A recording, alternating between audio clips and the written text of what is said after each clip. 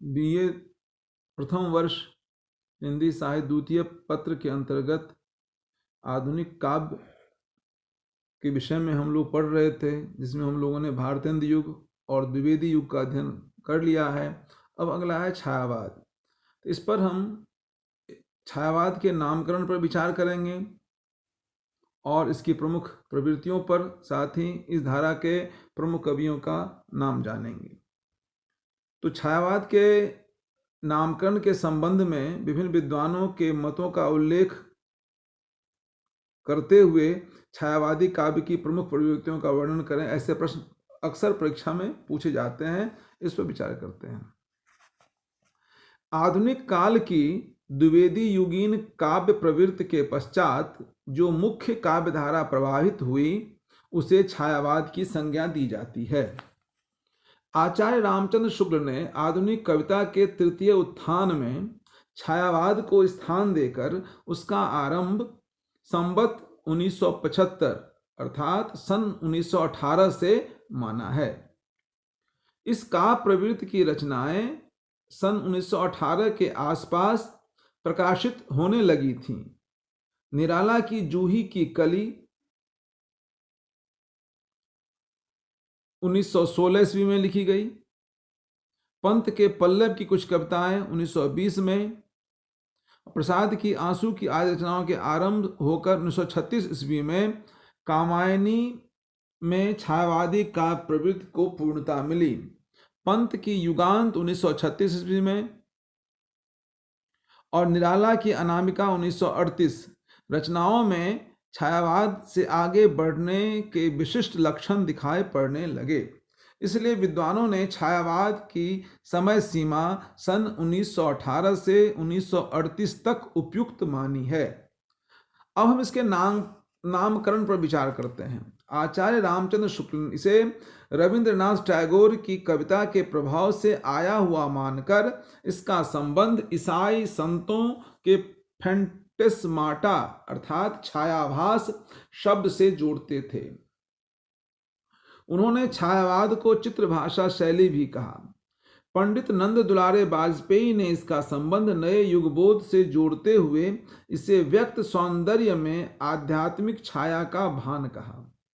Doctor Nagendra ने छायावाद को स्थूल के विरुद्ध सूक्ष्म का विद्रोह माना। छायावाद के नामकरण के संबंध में मुकुटधर पांडे का वक्तव्य बहुत महत्वपूर्ण है।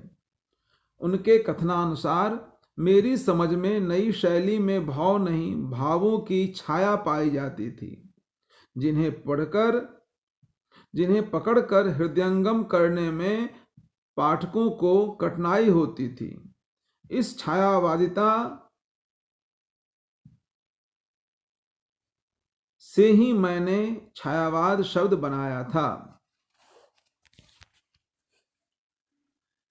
डॉक्टर रामकुमार वर्मा ने भी शुक्ल जी की भांति छायावाद को रहस्यवाद का अभिन्न रूप स्वीकार करते हुए लिखा है। परमात्मा की छाया आत्मा में पड़ने लगती है और आत्मा की छाया परमात्मा में, यही छायावाद है। डॉक्टर नामवर सिंह ने अपनी पुस्तक छायावाद में विश्वसनीय तौर पर दिखाया कि छायावाद वस्तुतः कई काव्य प्रवृत्तियों का सामूहिक नाम है। वह उस राष्ट्रीय जागरण की काव्यात्मक अभिव्यक्ति है जो एक ओर पुरानी रूढ़ियों से मुक्त पाना चाहता था और दूसरी ओर विदेशी पराधीनता से। छायावादी काव्य की प्रमुख प्रवृत्तियां पर हम विचार करते हैं। पहला, सौंदर्य भावना। छायावादी काव्य की सबसे प्रमुख प्रवृत्ति उसकी सौंदर्यानुभूति की है। कवि कल्पना के योग से प्रकृति एवं नारी के सौंदर्य का जैसा चित्रण छायावादी काव्य में किया गया, वह बिल्कुल नया था। छायावाद में सूक्ष्म सौंदर्य सत्ता की प्रतिष्ठा बड़े व्यापक रूप में हुई और सौंदर्य बोध की भूमिका का विस्तार हुआ। छायावाद में अमूर्त और शरीरी सौंदर्य प्रियता को प्रधानता मिली है। दूसरी विशेषता इसकी है स्वच्छंदता की मनोवृत्ति। छायावादी काव्य में स्वच्छंदता को पर्याप्त महत्व मिला है। विचारधारा ने सभी बंधनों को तिरस्कृत कर यहाँ नई दिशा प्राप्त की है। यह काव्य परंपराओं और रूढ़ियों का विरोध तो करता है, परंतु भारत के अतीत की अवमानना न कर उसके उदात्त पक्ष का गुणगान भी करता है। छायावादी कवि किसी राजनीतिक विचारधारा के अनुगत नहीं रहे, न मार्क्स के न गांधी के। उनका अपना चिंतन रहा है और अपनी प्रणाली भी। इसी ध्येय से पंत जी ने यह कामना की, द्रुत झरो जगत के जीर्ण पत्र। निराला ने अपनी कविता में नवता के प्रति आग्रह करते हुए कहा, नवगति नवलय ताल छंद नव, नवल कंठ नव जलद मंत्र रव। प्रसाद जी के शब्दों में पुरातनता का निर्मोक प्रकृति को एक पल के लिए भी सह नहीं है। तीसरी प्रवृत्ति इसकी हम पाते हैं, स्थूल के प्रति सूक्ष्म का विद्रोह। द्विवेदी युगीन इतिवृत्तात्मक वर्णनों और रीतकालीन श्रृंगार से उबे हुए सहृदय चित्त को आंतरिक अनुभूतियों के सूक्ष्म छाया चित्रों से चकित और आह्लादित करने का कार्य छायावादी काव्य ने किया। वस्तुतः छायावादी काव्य में हृदय की वेदना, तड़प और आशा निराशा आदि की अभिव्यक्ति हुई है। कामायनी में प्रसाद ने मानव मन के श्रद्धा, लज्जा, आशा आदि भावों का सम्मूर्तन किया। पंत, निराला, महादेवी के गीतों में यह प्रवृत्ति बहुत मुखर है। अगली जो प्रवृत्ति है, नारी की प्रतिष्ठा एवं गरिमा। छायावादी काव्य में नारी को पूजा और श्रद्धा की प्रतिमा बनाकर प्रस्तुत किया गया है। कवि प्रसाद ने लिखा है, नारी तुम केवल श्रद्धा हो, विश्वास रजत नग पग तल में, पीयूष स्रोतसी बहा करो जीवन के सुंदर समतल में। प्रसाद की ये पंक्तियां नारी सम्मान का सर्वोच्च उद्घोष है। कविवर पंत ने भी देवी मां सहचरी प्राण कहकर उसके प्रति आदर व्यक्त किया है। निराला ने भी नारी की यथार्थ स्थिति को पहचान कर उसे चित्रित किया है। उन्होंने विधवा को इष्ट देव के मंदिर की पूजा कहा है। इलाहाबाद के पथ पर तोड़ती हुई मजदूरिन का चित्र खींचा, वह तोड़ती पत्थर मैंने उसे देखा इलाहाबाद के पथ पर। वस्तुतः छायावादी कवियों ने नारी सौंदर्य के स्थूल चित्रण की अपेक्षा उसके सूक्ष्म प्रभाव का अंकन किया है। उसमें अश्लीलता, नग्नता प्राय नहीं के बराबर है। छायावादी कवियों ने प्रेम, श्रृंगार एवं वेदना की विवृत्ति भी उनके काव्य में दिखाई देती है, जिसे एक हम प्रवृत्ति के रूप में मान सकते हैं। छायावादी काव्य मुख्यतः प्रेम और वेदना का काव्य है। प्रेम के संयोग एवं वियोग पक्षों का नवीन शैली में वर्णन किया गया है। निराला की जूही की कली कविता संयोग श्रृंगार का उत्कृष्ट उदाहरण है। इसी तरह महादेवी का काव्य दुख, अवसाद, विरह और पीड़ा की सच्ची अभिव्यक्ति प्रस्तुत करता है, किंतु यह प्रेम और विरह रीतकाल के नायिका भेद में आने वाले संयोग वियोग के चित्रण से सर्वथा भिन्न है। छायावादी काव्य में प्रेम भावना का विकास विविध रूपों, प्रकृत प्रेम, नारी प्रेम, शिशु प्रेम, अज्ञात चिरंतन के प्रति प्रेम आदि में प्रकट हुआ है।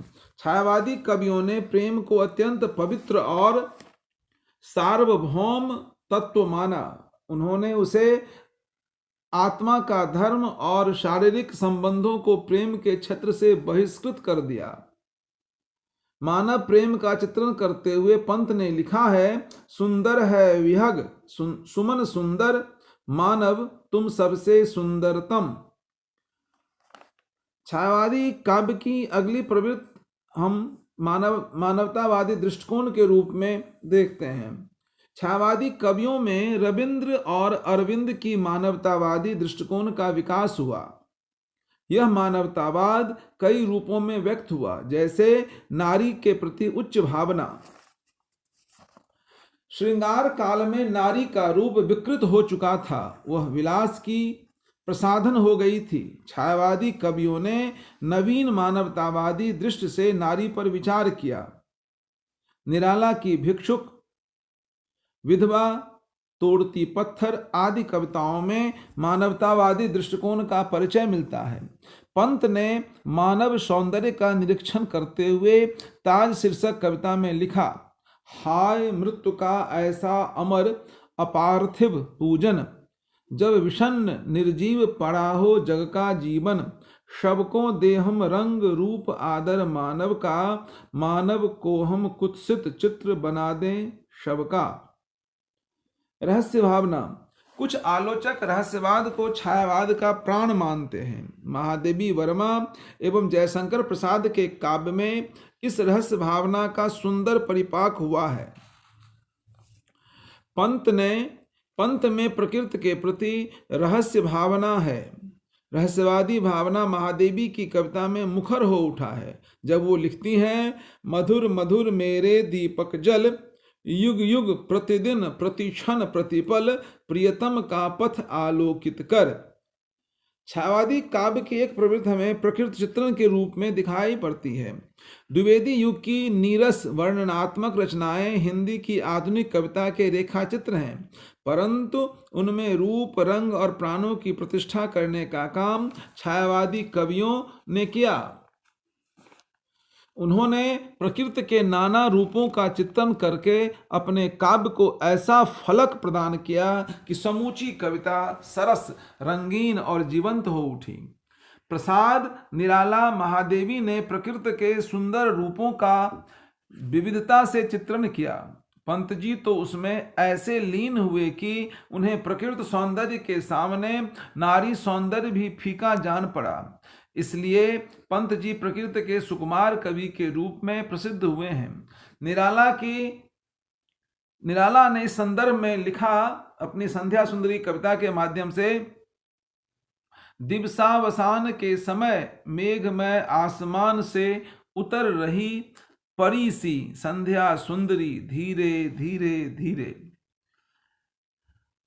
देश प्रेम एवं राष्ट्रीय भावना जो उस काल की मांग थी, उसके अनुरूप छायावादी कवियों ने अपनी काव्य रचना में इस बिंदु को भी बड़े सुंदर ढंग से चित्रित किया है।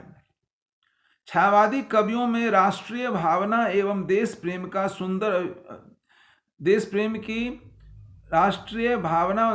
की सुंदर अभिव्यक्ति हुई है। देश प्रेम की भावना के कई रूप हैं, जिनमें एक है पुरातन के गौरव का स्मरण।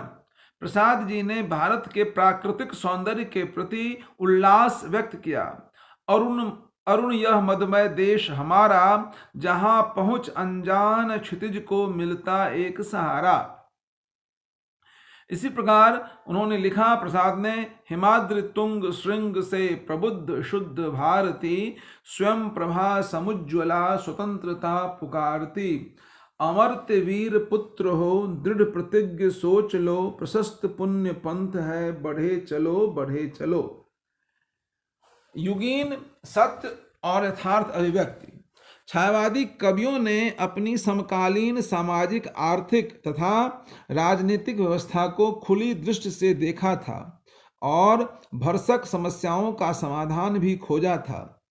प्रसाद जी ने कामायनी में विगत तथा वर्तमान के साथ साथ भावी युग जीवन को भी रूपायित करने की चेष्टा की है।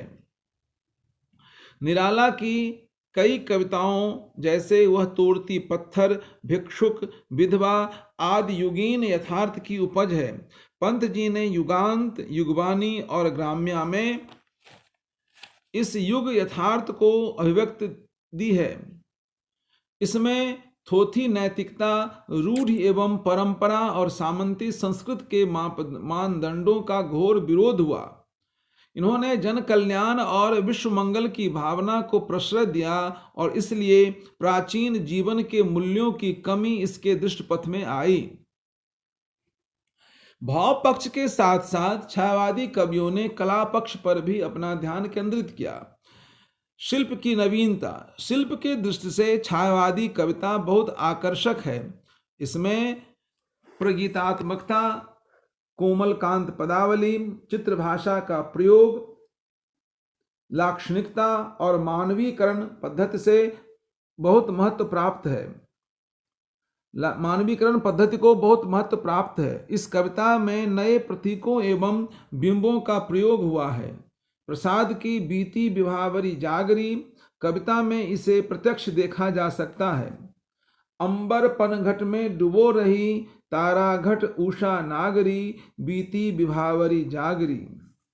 भाषा के क्षेत्र में जो व्यंजना घनानंद के काव्य में मिलती है वही छायावाद में भी है। कवियों ने विरोधाभास, रूप का तिशयोक्ति, विशेषण विपर्य, मानवीकरण जैसे नए अलंकारों को प्रयुक्त किया। इसके अतिरिक्त नए छंदों की योजना नाद सौंदर्य को जीवित रखने के लिए की गई। मात्रिक छंदों में कवियों ने विशेष रुचि दिखाई। काव्य रूपों की दृष्टि से भी छायावादी काव्य अत्यंत समृद्ध है। एक और उसमें गीतों और मुक्त छंद की कविताओं की अधिकता है, तो दूसरी ओर आंसू और तुलसीदास जैसे खंड काव्य भी मिलते हैं। और कामायनी महाकाव्य में तो छायावादी संवेदना अपनी समग्रता में मूर्तिमान दिखाई देती है। सरोज स्मृति और परिवर्तन जैसी लंबी कविताएं भी मिलती हैं जो परंपरित काव्य ढांचे से भिन्न हैं। इस काल के शीर्षस्थ कवियों में जयशंकर प्रसाद, सुमित्रानंदन पंत, सूर्यकांत त्रिपाठी निराला और महादेवी वर्मा का नाम चिर स्मरणीय है।